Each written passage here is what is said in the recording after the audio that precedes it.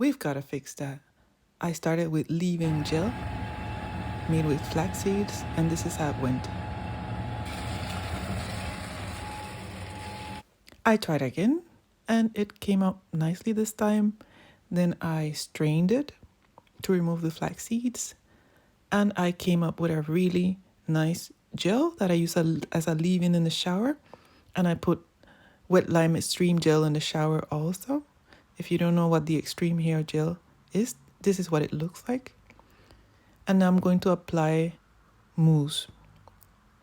I apply mousse to my hair, all my hair, and try to do it in sections.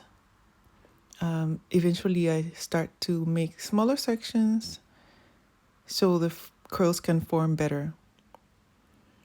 I continue to do this on my entire hair, and the curls start to form. Tiny curls and coils, both 4B and 4C curls in there. When I'm done doing that, then I'll proceed to let it air dry.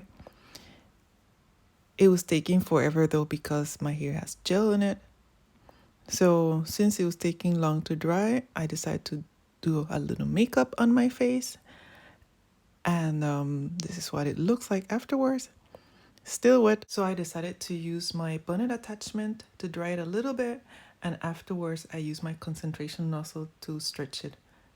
Link to all products on my bio, and thank you very much for watching. Bye bye.